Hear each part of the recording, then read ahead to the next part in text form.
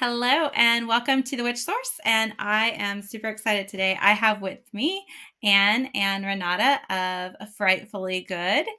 Can you, just to start us off, can one of you tell us what is Frightfully Good? Oh, good-o. Straight over to me. I'm You going to can be the remember that. spokesperson this morning. Frightfully Good is actually an umbrella sort of idea that encompasses the work that Renata and I do. Uh, we started off promising we would never have a business together because we've been so badly burnt by other people, but it just sort of had to happen. So Renata goes to a company. I sell paranormal equipment. We were running tours jointly. Then we had a podcast. Uh, so I said we need a name that encompasses everything. And I came up with Frightfully Good. So that is what we are now. We've got Frightfully Good Holidays. We've got Frightfully Good Tours. Uh, it just sort of rolls off the tongue quite nicely. It does, and it's super intriguing as well. Okay, so let's jump on in. I'll let you guys decide who wants to go first. Okay. All right. Well, I'm Renata, and I am a number of different things at this particular point in time. Mostly it is about paranormal investigation, which is what we do together. It's Frightfully Good. And so I run tours under the name of Newcastle Ghost Tours here locally in Newcastle, which is about an hour and a half north from Sydney in New South Wales. So that's the east coast. And I've sort of been fascinated with this my whole life. It was part of sort of everything spooky and supernatural and paranormal and everything from a little child. I've also studied as an psychic. So I am a tarot card reader, tarot card consultant, and I've been doing that for over 30 years now. I run workshops locally for people here. I work in a New Age shop here locally as well. And we together do podcasts, and we try and travel around the world to some of the most haunted places in the world. We also do very spiritual places in the world. So, we go to places like Glastonbury. We've travelled to Ireland, Bridget's well. and a whole lot of places around the world that have that spiritual connection as well.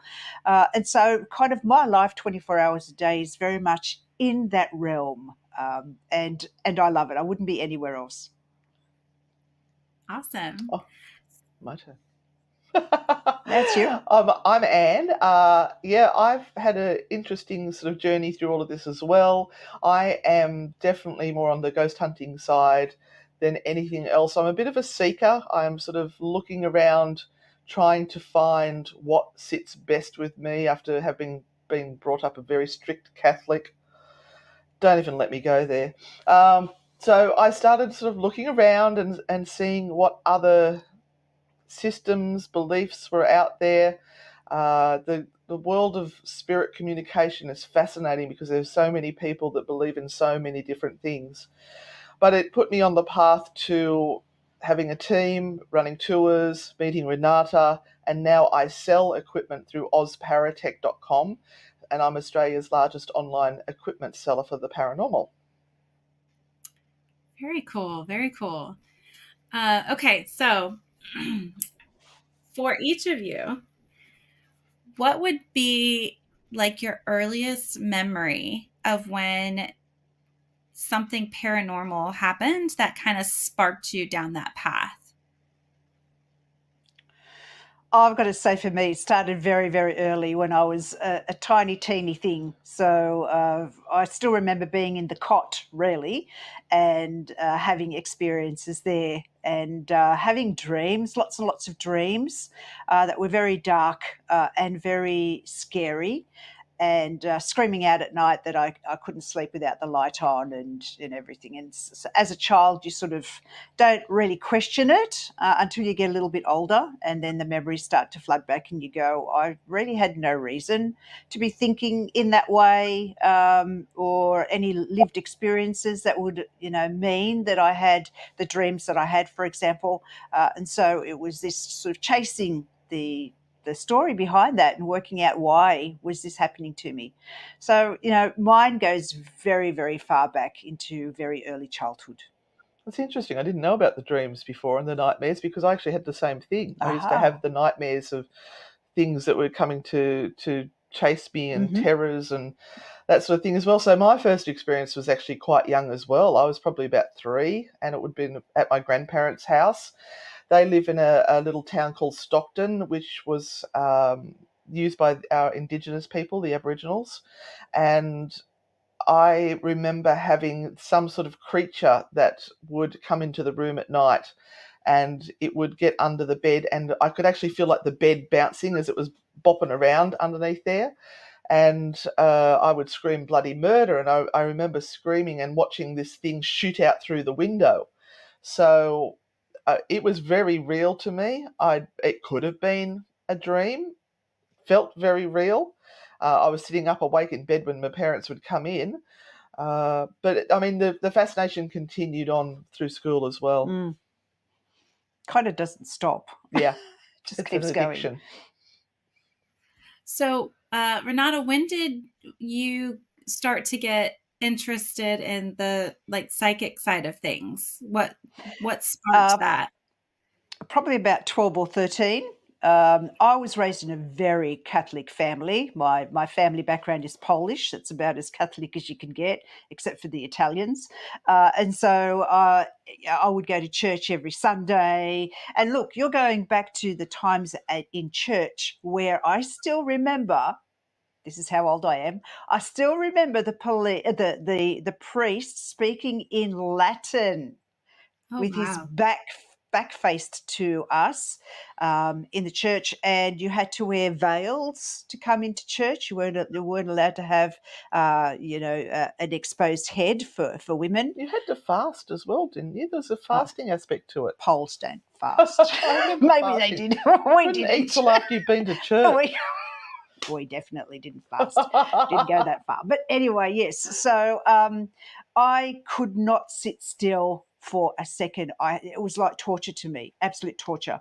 And I always kind of knew that kind of there was something else that sort of I wanted to explore there. But yeah, again, this was kind of a break away from everything that I was being taught at that stage, which to me, and of course, went to Catholic school, and it sort of went on from there. We always had religious lessons every day, and the whole thing terrified me. It was like this. The basic thing of you're born with sin, and you're a sinner, and you're horrible, and now you have to pray your way out of hell, Guilt, really. guilt, Yeah, guilt. and that caused a lot of mental health issues, let me just say. Yeah, so it was the refinding of myself, and re-empowerment that was the rest of my life's journey. Did you find that it came very naturally to you once you started diving into it, or did you feel like you need Absolutely. Absolutely. I felt as though I'd thrown myself back in time into a space where I was starting to live in my own skin. That's how Mhm. natural it felt. Yeah. Nice, nice. Um, do you remember, or would you be willing to share some of like your more empowering psychic experiences and that building that faith within yourself? Well, the whole thing for me changed, I guess, when I decided that Catholicism wasn't the thing for me. It just was not working. It was really holding me back. I was in this place of fear continuously, and of course, when you're in school, you're getting it every day. It's continual. or Right. when I was going to school. So there was never this real break from it. All my friends and everyone who I knew was also sort of in Catholic school. But the issue was, as I said, my parents' Polish background. And so in between all of this, I would have a different life with the Polish community here in Newcastle, where we would uh, celebrate our cycles, the cycles of the year. And so we had celebrations that went back into our pagan times. And so at the turning of the wheel, we would have these four massive celebrations every year. And I got into all of that as a child. So on one hand, you would have the Catholic celebrations where, we did the walking around the church and prayers and all of that. And on the other hand, you had the pagan celebrations. And this was like really bamboozling for a child. I knew which one I liked the best, the one Right. that was the most fun, and the one that really sat with me so well in my heart were the pagan ones. And of course, that kind of made me go down that path to go, I know this. This all sounds so relevant, and it doesn't sound like old, like it should be trapped in olden times. It sounds relevant to me now and important to me now, where Catholicism didn't. Catholicism was the thing that sounded to me like it was sort of somewhere in the back of everything, and it has nothing to do with my life right now.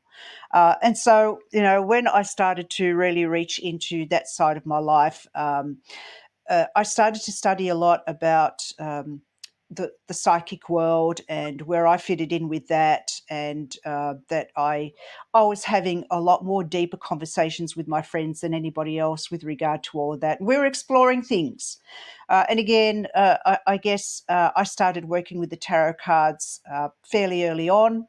And that was like my psychic awakening. That's where I had this moment of absolute connection where I literally felt, I said to my teacher, I feel I've done this before. It's new, but it's not new. And then I just fell down the rabbit hole, and that was it. Never came back up again. That's awesome. That's awesome. Um, okay, cool. So to stay kind of on timeline together. So Anne, for you, moving from those early experiences as a small child, um, do you remember what the progression was for you? Like, was there a moment when you were like, this is it, this is what I'm going to do? It's sort of stumbling across the path, so to speak, just putting one foot in front of the other.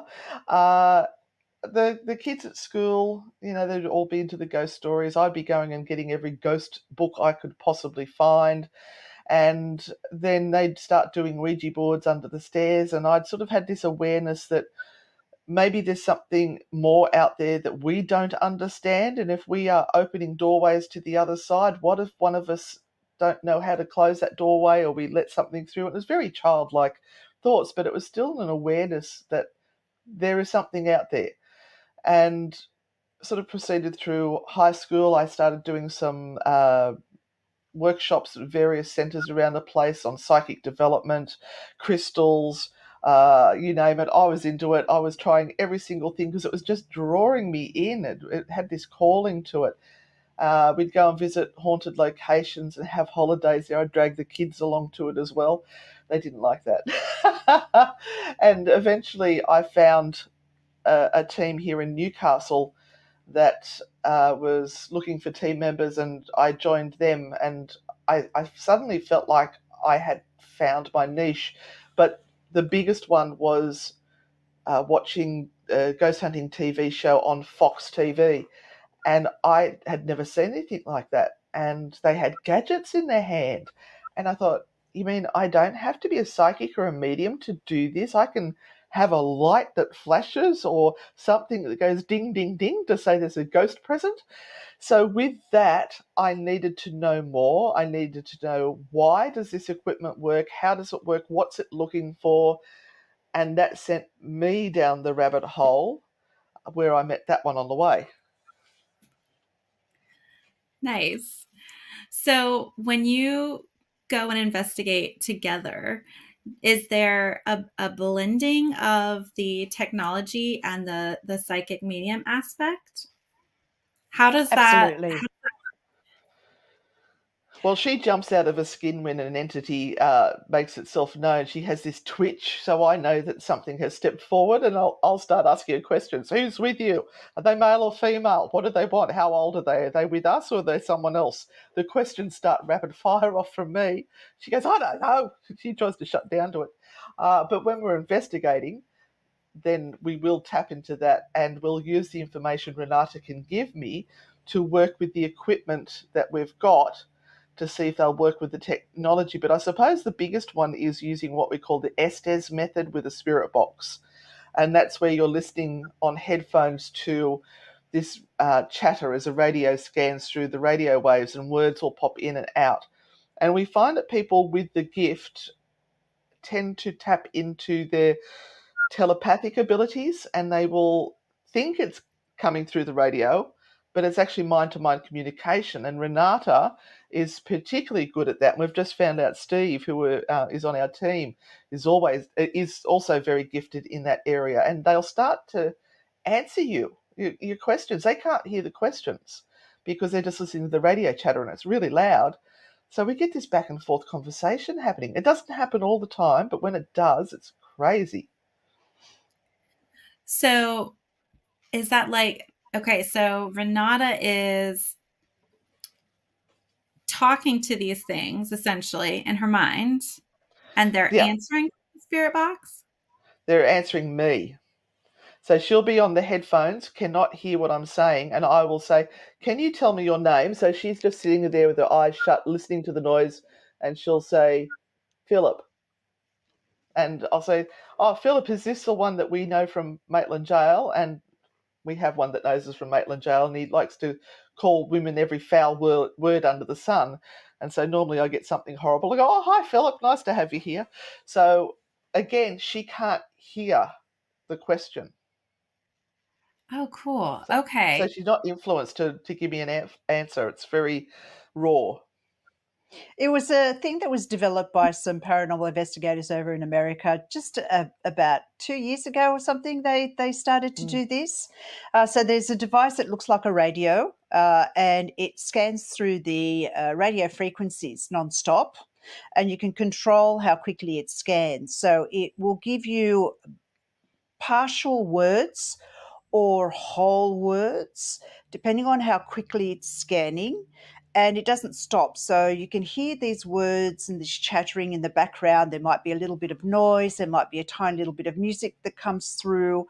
Uh, on the other end of this, you can be asking questions. And hopefully, the idea is that whatever's coming through the spirit box, the spirits, the ghosts can use those words and manipulate those sounds to answer the questions that we're asking.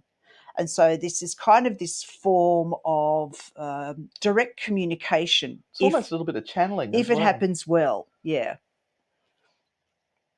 Very awesome. Very cool. So whenever you stumble across some of these entities or spirits, um, where do you go from there? Is it all about like recording information, documenting, or do you try to like help them or For find out? some locations, for me personally, I like to be in the moment and experience what's happening. And if I remember to have a camera on, great.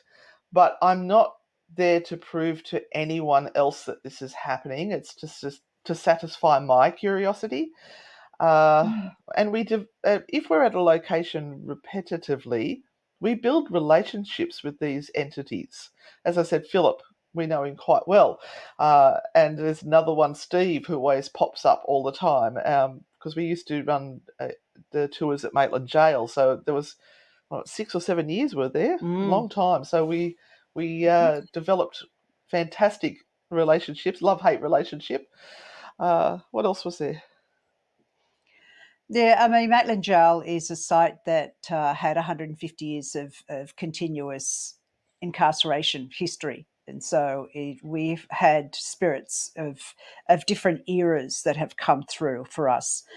It's also giving ourselves the ability to tap into our own psychic abilities and to look at what we can train ourselves to do beyond what we think we can do. And we love bringing people in, public people into these sites too, because I mean, that's how I run my tours. But give them the opportunity to test themselves. So, as Anne said, we're not there to prove to anyone blindly that, you must not say that places are not haunted, or you must not say that places are indeed absolutely 100% haunted. Try these things and figure it out for yourself. And we find that many people actually find their psychic abilities or awaken their psychic abilities when they allow themselves to go through this process. We say to people, just for these 2 hours, put your skeptical side away and just be in this presence here. Just consider that you're in a spot that might be 150 years old or 200 years old or whatever it might be. And there is all of this energy of all the things that have happened over those years still here. And we can reach out and literally press a button, an invisible button, and tap into that moment in time and awaken that little thought to come through. And we get a further chunk of the picture. It's not a dry history, it's a living history. And that's what fascinates us. And it kind of is this thing that sort of really goes into that sense of this continuum, that it's all a continuum. Everything is here at every present moment in time. And we are allowing ourselves to tap into the present moment, but also the past at the very same time. And so often we're building these scenarios and these pictures of these places that history hasn't marked down, because we're going into the very importance of storytelling, of telling the story of these people, and getting references back that will line up historically. So of course we are after evidence, but it's the experience, and the experience is that people don't allow themselves in this world anymore because they're far too busy. I always So find the question of help an interesting one as well. Quite often we will get the word help that will come through on the spirit box, and we know that we have some psychics and mediums that will come into a location, they want to, or a house or wherever, and they want to move every spirit on. They're going to rescue all of them, and it becomes about the person, the living person, not the spirits. That they want to be special and save everyone. Not everyone wants to leave. If we get a help, my go-to thing is I will say, "We are more than happy to help you. May I know your name, please?" Because I find sometimes that call for help may actually be what we call residual. It's a echo from the past that is being replayed.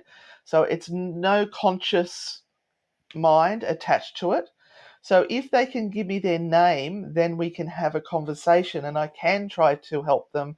I have helped move on spirits that have been stuck. Renata and I have worked together, and you can actually feel the difference when that energy leaves the area. It's quite intense. Does it go from like just feeling the energy to flat? it's Yeah, it's peaceful more than anything yeah, else. it's That's the word I would a use. lightness to the atmosphere, Yeah. and also a sense of joy, relief, because the anguish of whoever it is that's stuck is sort of permeating the atmosphere. Right, right. Very cool. That's so fascinating. Uh, do you find that people that go into it, like, what would you describe the difference of people that go into it with the mindset of, I want to see something, I want to experience something, and are very focused on that? Um, have you noticed a difference in their experience versus the experience of somebody that goes in with just a curiosity? Oh, look, there are so many different ways to explain what happens to the people that come on these tours. Most of them have seen ghost hunting TV shows and they want to come and have that experience. Then, Mm. when that experience starts happening to them, they poop their pants. They say they want it, but they don't really want it. I don't know if they weren't expecting it to happen. We've had hard skeptics come in who have gone, "This is all rubbish," sort of walking out with their jaw on the ground, going, "But, but, but how?" It's great. I love those moments. But it's the ones who just want to see a ghost. They want to see an apparition, and they'll actually put in a bad review if they don't get to have an experience. But those people are so blinkered that they're, they're like this. There could be an entity standing right there in full form, and they wouldn't see it because they're expecting something else. They've almost shut themselves down. Yeah. The expectations are well and truly beyond anything that anybody else would have felt that they needed even 2 generations ago. We are so flavored with what we see on TV and what the expectations of that are, that people don't realize that that's unrealistic in true life. When you are in a site for an hour or 2 hours, as opposed to living at a site or going back time and time and time again, there is such a slim chance of something happening.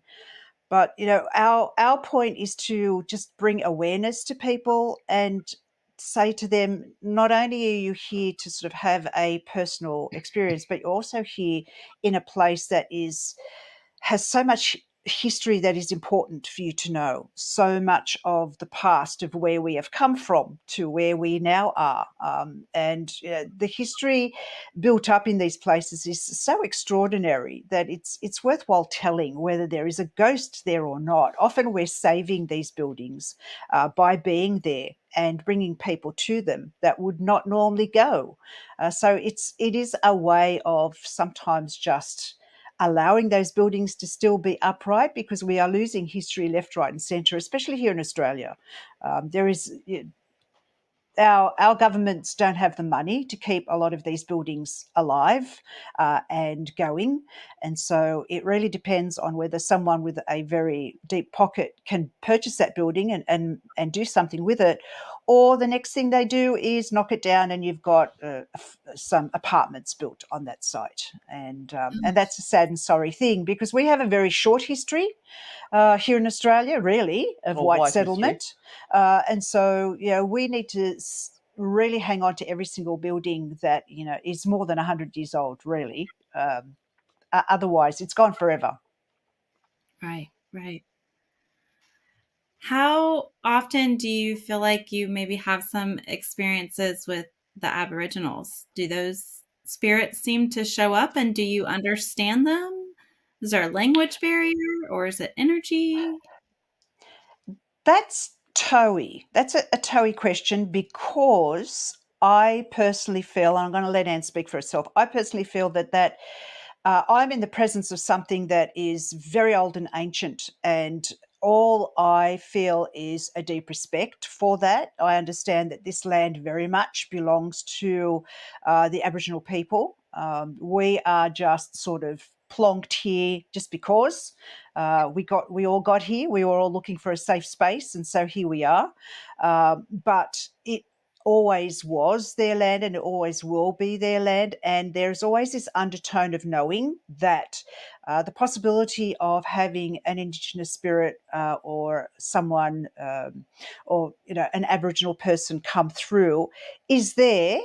But it's not up to me to really reach out and try and make those connections unless they want that Right. from the other side. But we normally try and handle that by reaching out to someone who is a local Indigenous person and sort of putting that forward onto them and getting the local elders to deal with things that we feel are out of our grasp, or that we should not be sort of involved in.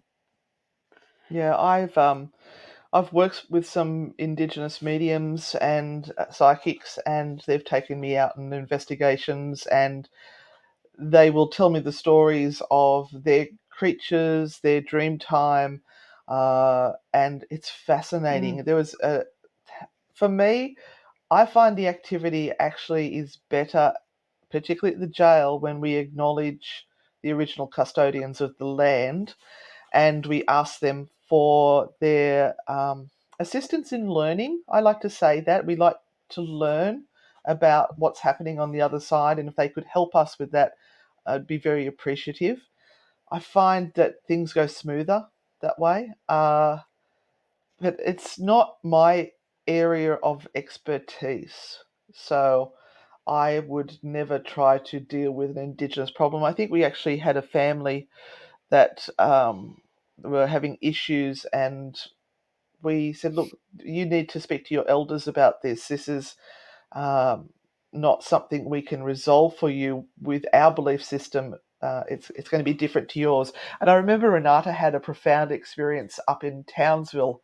It was where we mm, met this beautiful artist. Oh my heavens, he was amazing. And he played didgeridoo. And we were talking to him about the beliefs of the Aboriginal people, and a lot of it was actually very similar to yeah. what sort of you and I believe and the pagan people. So I was quite astounded, but he got the didgeridoo and he put it on Renata's heart chakra and he started to play the didgeridoo, and it was profound. It was very profound. I actually have a little video of her. When it stopped, she could not speak. It had freed her up a little bit because she was quite shut down, and it had cracked her back open. Mm. It was wow. That's And I know awesome. I understand why they hold their belief system so close to their heart, because to open that up to someone, you have to really understand that they are going to be respectful and responsible for what they're listening to and do something with it, Mhm. rather than just taking it and then shrugging it off and going, "Oh yeah, that was just another experience." These moments are life changing. They really are. With any belief, where you get that moment to go, "Oh my goodness, that has just broken through the humanity in me to get to the spiritual side of me." That moment there just blows you apart and sort of gets you to connect with everything else that is out there, and that can change your life. It can be very, very profound. From that moment on, really, you have a responsibility to do something about your own life, and whoever you kind of get in contact with, in a way, you know. Mm, I love that. That was so very beautifully said, because I would completely agree. I feel like when we have these mystical, magical, spiritual things happen in our lives, I feel like it, like you said, it's an opportunity to really sit with that and say, what just happened and how can I let this change me? And how can yeah. I use this? How can I grow from this or learn from this and use this going forward, versus just shrugging it off as, oh, like that was cool. And now I'm just going to shove it, file it in the back of my mind with everything else.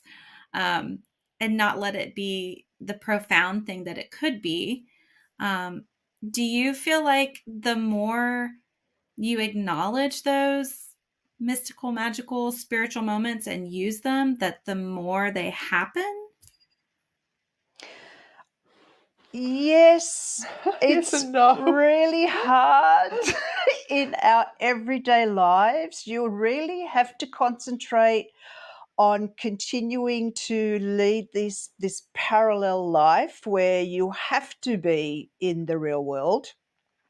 You have to go to work, you have The to take the mundane. garbage out, you have to do the washing and all of that to function. But then Right. beyond that, allow yourself to kind of go, "Now hold on here. This cannot be all that there is. I need to leach out of this world every emotion, every piece of moment, all these aha things, whether it's reading a book, whether it's watching a video, whether it's being outside and going for a walk and seeing something absolutely amazing, that you kind of you go to yourself, oh my gosh, if I hadn't have gone for this walk, I wouldn't have seen this thing at this very moment. There are so many opportunities to have that, but you've got to be open to doing it. It's very hard for people who can work, for example, 10-hour days and come home and are absolutely exhausted, knowing that they've got to do another 10-hour day tomorrow.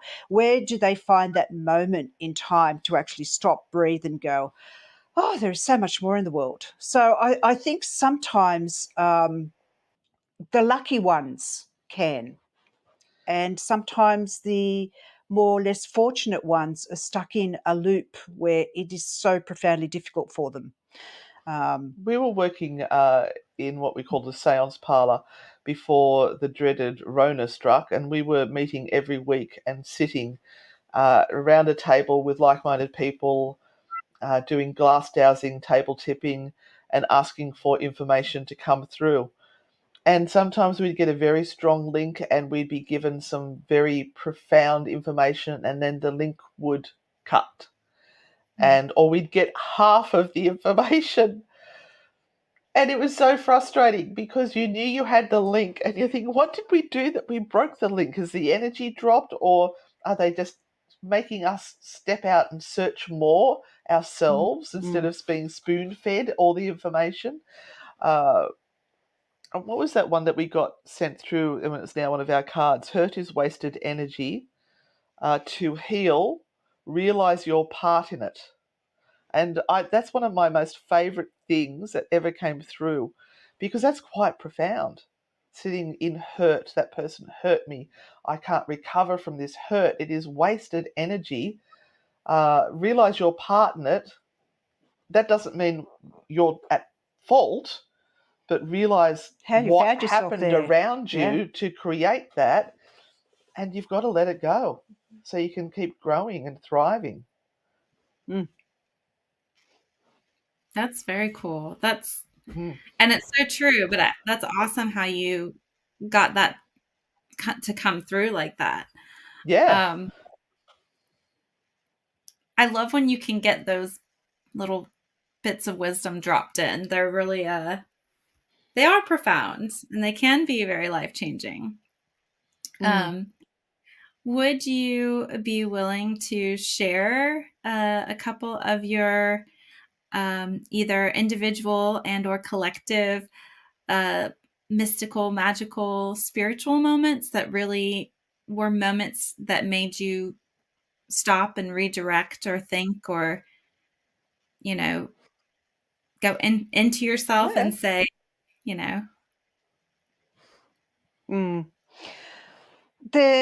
And because we sort of, I tend to say to people, I feel like I'm doing this 24 hours a day, and it weighs heavily on my shoulders with responsibility.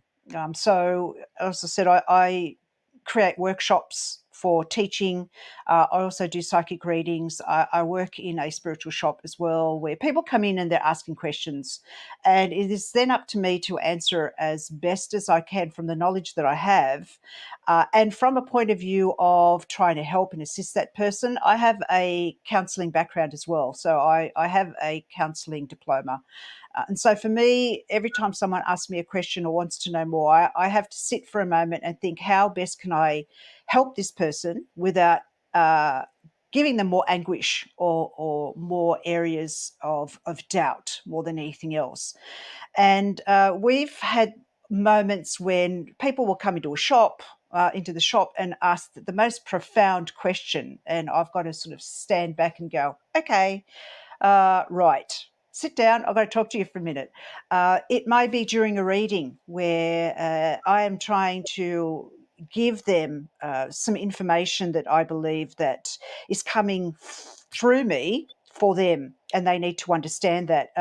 We've had so much in the seance parlour over the years that we have done the seance parlour, and I guess one of the more profound ones, and remember the one that we had with the two sisters that came in? Do you want to tell that story? Because that was a really, we have these seance parlors where family will come in and they want to connect with their loved ones, and we do it through an old-fashioned medium, which is table tipping and glass dowsing, which they used in the 1800s before all the gadgets and everything. And what it does is it allows people to feel energy, just feel the energy of something going on, which is often a real awakening for them. And they can call it what they want. They can call it God, angels, whatever they like. We don't Us, mind. whatever, however it's happening, it's happening. And we had this family come through. We had two families, and we had two sisters that came in. So you want to take over and tell that story? Yeah, so these two sisters were at the table. We had done the table tipping part of it, and we moved on to the glass dowsing where we're sort of using our finger on the glass. And I was watching one of them who was very, very thin, wearing a lot of makeup, and she was getting quite fatigued.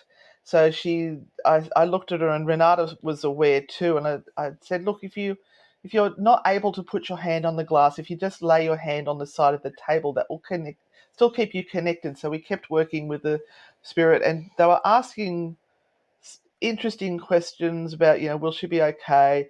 Will this happen or that happen? And I think Renata and I twigged that this lady was very, very ill, very ill.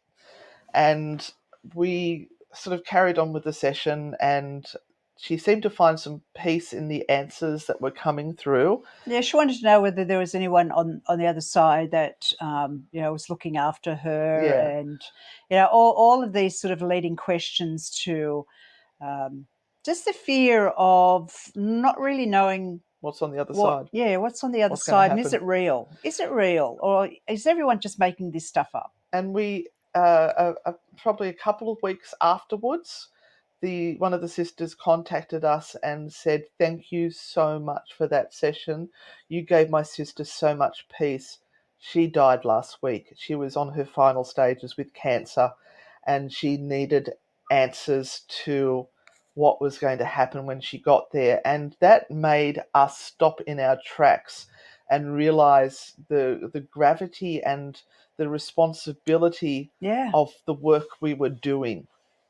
Right. So profound. What an honor and a gift to us to have her spend that time in our parlor with the spirit world. Yeah. That was a moment. Yeah, part of the thing that we do is to try, even with the ghost tours that we do, is try and say to people, it's not all demons. It's not all this profound negativity that is out there. We have that in our daily life. Yeah, humans are the demons. It's why are we filtering this out to the spirit world? Why are we sort of making everyone so fearful of, everything? That is in our lives, whether we can see it or not. It's just ridiculous. In most cases, we have so few, or we've had so few experiences that are in any way kind of like, there's something, not nice here, or I feel very uncomfortable here. That you could count them on the fingers of one hand. It's just kind of not, I guess, what we attract or what we're looking for. We make a lot of jokes when we go out there. We find that spirit has a huge, fabulous sense of humour. They can be quite. They like the energy from laughter. Yeah, quite interesting when you get into that space, and you can tell some jokes. Sometimes when it's really, really flat, we start telling jokes depending on where we are, the type of jokes that we tell. They tell jokes. They will speak in language that only their loved ones know. And sort of we sit back and we go, well, I don't know why we said that or why that came up. And the people are laughing their heads off going, yes, we know that's Uncle Jim or whatever. He would always say that. So we can't filter these things. We just have to sort of make sure that the energy is there. And we have to be careful not to interpret it as well. We have to just say it as we see it. Because sometimes, what means something for me might mean something completely different for them. I remember saying something about I can see reins being laid over your hands, and I was trying to think, is that like you're going to lead someone or something? And they went, no, that's my horse. I actually came here to talk to him tonight. I'm like, okay. So I'm not going to interpret anymore. Yeah, people do come to try and connect with their fur babies. Yeah. Absolutely. We had We one had, that drowned in a pool, and they were yes, so guilt-ridden over what yes, had happened to them, yes, yeah. and they And needed peace. they just wanted to find out whether puppy was okay because, yeah, they didn't close the pool gate and puppy fell in and drowned. And oh my God, they were just riddled with guilt. And they still had their full food bowl there and everything. And oh, it was, yeah. So many times people have walked away and we've just cried. Or we say, "What the hell just happened?" Yeah, what happened? What happened? What was that? Do the animals come through pretty easily, you feel like, or is it harder to connect with an animal? Sometimes, one time we had the most profound one where we felt as though a big dog had just jumped up onto the table and put their paws on the So the table and was table went moving the table. boom. We had a horse come through who came through with like a human spirit. So the human spirit was the interpreter for sending through the feelings of the horse to the family.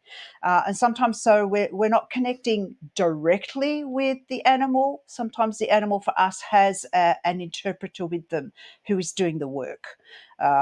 And saying, yes, he, she's all right, they're here, everything's fine, they're good, they're healthy now, everything's all right, and all of that. It's a connection. People just want the connection, want to know that everything's fine. Yeah.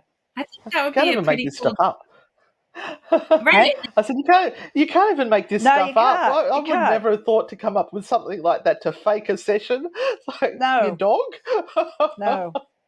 See, that's something I've never heard before either, that sometimes they come through with an interpreter. Like I- I've never heard of that. It's like sometimes I've heard of the animal directly, but not an interpreter. So that's pretty cool. I think that would be a fun job to have if you were on the other side and had to pick a job. Like I'll interpret for animals. Like I Mhm. think Yeah. We've also so. had we've also had from our perspective, people will come through and the person who is asking the question doesn't know who that person is. And it's like, this person says their name is John. I don't know a John in my life. I don't know anything about a John. And we go, okay, hold on. Right. Please John, are hold. you here because the person that this person really wants to speak to is afraid to come through? Are you here as kind of the gatekeeper or the opener of the door just to make sure everything's okay? And John says, yes, I am. Okay, well, can you let, Tell us who it is. yes, Susan's dad come through now because she really wants to speak to him? Yeah, there may As, be some hurt associated from what's happened in the past or guilt. Um, we quite often find that people who have taken their own life are tentative to come forward because they know how much hurt it created after they left. So Right. quite often they'll come with someone who'll say, "We're going to push you forward and you test the waters to see if it's okay." And we always say to people, "Are you okay to hear from anyone who wants to speak to you tonight?" Always put that out there. That way, if there's someone who is going to upset them and they don't want to talk to them, they can say, "I don't want to speak to blah blah," and hopefully they won't come through. Although we did have one push his way through, yeah, we but I think did. that healing needed to happen anyway. That is so fascinating because I know sometimes they'll say there's that phenomenon where when you have a medium or a psychic in front of you and they're telling you the information that they're getting, but you have no memory, like it's just not clicking. And then on your way home or a day or two later, it like clicks and they're like, oh my gosh, I can't believe I did not connect that at the time. Happens Um, all the time. right, right. But Yeah. that's Yeah, neat. You double check with them, like, are you here to help, this person come through? Like, that's a new one I haven't heard either. So that's really fascinating. Yeah, and there's been no handbook for us to learn how to do this. We've done it through trial and error. And it might very well be just the way that we Maybe work we need to write a book. and we understand it to happen for us. It may not necessarily be the way other people do it. Uh, we just seem to work in this way, and it seems to be the way that we have interpreted things that happen. It's interesting how you say that people will go, I have no idea who Susan, for example, is. Susan might come through for that person. I don't know who that is, can't remember. And then you sort of sit there awkwardly going, okay, Susan, sorry, we can't take up too much time with you because this person doesn't know who you are. And we're trying in a session to get them connected with someone that they know rather than a great, great, great, great, great grandmother who, we can make up as much stuff as we want to. Can't validate anything. They're not going to know. So we're kind of going, all right, let's see if we can get someone that you know when they come through. So you can sit there very awkwardly with the rest of the people going, well, they're pretty awful. They can't connect with anyone. They might be making all of this stuff up. And then they email us like 2 or 3 days later and say, yes, I know who Susan was. This, they were this, this, and this, and this, which is great validation for us. The other people that were sitting at the table don't know that, though. Yeah, they've gone home and gone, they suck. They suck. They're I really remember bad. one where you said, you drive a red car. And she's gone, no, I don't. She said, well, I'm seeing a red car around you. Please be careful in this red car. There is something untoward you need to be aware of. And she's gone, oh, I don't have a red car. Anyway, she contacted us the next day and said, my work car is red.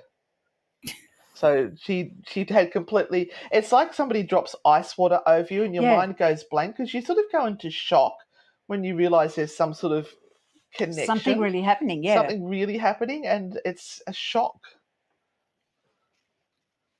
Yeah, that's a good way to put it, though. Like that moment when they just freeze. Yep. So, how do your abilities show up the most for each of you? Is it words, energy, feeling, visions? Well, I found a very interesting one through the seance parlour, which I never really realised was there. So we would start off the session with the table tipping, and quite often we use music to liven the atmosphere. And I would have songs that were popping into my head. And I'd say, oh, yeah, I'll put that song on. So I put it in and off it plays, and they'll go, that's the song that I danced at a wedding with my dad. I went, oh, okay. And so I put another song in, and they go, oh, Grandma used to sing that song to me all the time. And I suddenly realised that I had this connection with music because I have a degree in music. I am a musician. And I found this link that I really was not expecting. I think my most profound one was I played the theme from Peyton Place, and I didn't even know if that was a TV show or what it was. I just knew it was something about Peyton. So I looked it up, I started playing it, and I went, oh yeah, I sort of know that tune. And the lady just said, hello, Peyton. And that was her daughter who had passed. So it wasn't even a name that was in my normal vocab. So it's a very old that show. was a moment for me. Very cool. Oh, and me. Your cards. Yeah, I very much trust my tarot cards. So often the tarot cards for me are sort of that link, that connection that opens things up. When I go out paranormal investigating, it's often the sensation for me. So as Anne said, I do feel a presence, and that presence just allows itself to be known to me, and then I sort of have to work out what is going on or who that might be, which is a little bit harder. So I can feel them. Knowing who it is and knowing and sort of feeling whether I am trustworthy enough to be given more information, because I've been in that situation as well, where a spirit will kind of connect, but then they're trying to figure out whether I'm worth giving information to. It's like, is she going to be rubbish, or can I trust her with, showing a little bit more of myself, or giving her a little bit more information? So I've kind of been tested, which I don't know. it is what it is. And so I just have to sort of bear with it for a minute and go, mate, give me 5 minutes and maybe they'll give me some more. Right. Right. Very cool. And do you have any other ways that you feel like your senses kick up other than the music? Um, She's become far more psychic in the years that I have known her because I've allowed her to be. I've pushed her into those moments where she's had to get out of her comfort zone and gone, oh no, I only make things up. No, it's all rubbish. So she's hidden behind that for years and years and years. I just make stuff up, I just say the stuff. I don't And like to take the risk. and I will put her into these because it's horrible to take that risk. Heaven help you say something that is absolutely so foolish, and then you go, "Oh my gosh!" But anyway, I've tried to get her out of her comfort zone to sort of own some of the things that have come through for her, and when she has the courage to say them, it is so amazing to hear how accurate she is. So it's taking yourself out of that comfort zone and allowing yourself to trust the information that you feel has just dropped into your mind, and say it. It's scary as It's really a big scary. thing to actually accept it publicly. Uh, I think to me, it's like singing. Singing is part of your body, it is part of your being. So if somebody tells you that your singing sucks, you take it to heart because it's Mm. part of you. Uh, Right. when you're using cards or something, it's external. You can say, it's the cards.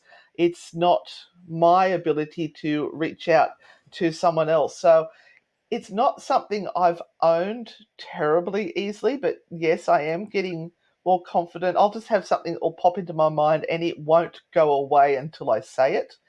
Uh, we've started doing these spiritual shenanigans shows where we read cards, and I will read from the Frightfully Good oracle cards we created. And I tell people from the start, I said, she's the talented and gifted one, and I make stuff up. And they always laugh at me because I will be quite outrageous. I'm the shenanigans of the two. But sometimes it hits home, and I'm going, "Oh, okay, I've just had a hit," and it shocks me every time. Very cool. Tell me more about the oracle cards.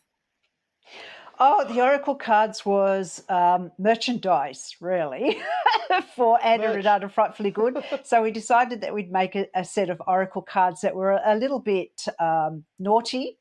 And so we sat down and we created a deck of Oracle cards. I think we had, 500 or something, which have now sold out. I don't think we're going to make any more. We It may was a make limited edition. we may make something Might have to come different, up with more sayings. but it's a fun way to get through some of the fluff that can be in cards sometimes, and get to the nitty gritty of things. So it's like Mm. when all of the fluff and everything that you wanted to hear has died down, here is what you really need to hear: some profound words that say, now come on, stop being so stubborn. And or what else is there? Yeah, you're an awesome person. Can you just own it? Yeah. Yeah, a small saying that will just Or allow you're you. stuck in a shit storm. Nothing you can do can change this. Just Yeah, yeah. yeah. So absolutely. That's awesome. Well, I look forward to if you guys do some more or print more because they sound like they're pretty awesome, actually. They're fun. They are fun. Very much our So, style. if people wanted to learn more about you guys or get in touch with you and find out more, where can they do that? Hmm. We have a website which will have everything you need to find us. Ghostgrannies.com. That's GHOSTGRANNIES. Hope you can understand the Australian accent.com. We have the True Hauntings podcast, which I've got the t shirt on for there. Oh, yeah. And that looks at the haunted stories throughout the world, and we work out whether it's a true haunting or maybe a little bit of we have our YouTube channel, Anne and Renata Frightfully Good, where we travel the world looking for the ghosts of the haunted buildings, and we share our story and experiences or lack thereof on that show. So we've got the White Will up there at the moment from Glastonbury. And yeah, loads of stuff. Yep. Renata's Newcastle Ghost Tours, There's readings plenty. with Renata. There's plenty. Sort of, yeah, just look and come down the rabbit hole with us. Awesome. Okay. What's your next trip? On Monday. So we are 3 days off, actually traveling over to America. We are doing about a week of investigating with some lovely people that we have met along the way on our journey in America and become really great friends with. So we are actually going to meet some of them for the very first time and do some investigating. And then we are meeting a group of Australians and having some fun times in America in Salem and experiencing Salem for the very first time in Halloween and doing some ghost hunting while we are there too. So it's a whole group of lovely people who we are just going to spend a fabulous time with. So if people want to maybe follow along or find out how those investigations go, where can they find that footage and information? That would be Anne and Renata Frightfully Good on YouTube. That's the best place to find us. We have community pages and things on Facebook as well, but for the videos and the action and the lives will be on YouTube. Yep. That's awesome. I think doing some investigations in and around Salem at Halloween is going to be awesome. Yeah. So, yes, very much looking forward to that. Well, ladies, thank you so much for joining me. This has been incredible, and I've learned so much already that I didn't even know. So thank you for that. This has been so much fun, and I look forward to having you guys back. Thank you for having us, and thank you for Tony as well. Hello, hi Tony. We'll see you soon. Thank you so very much. Thank you. Right. Until next time, you guys, stay magical. Bye.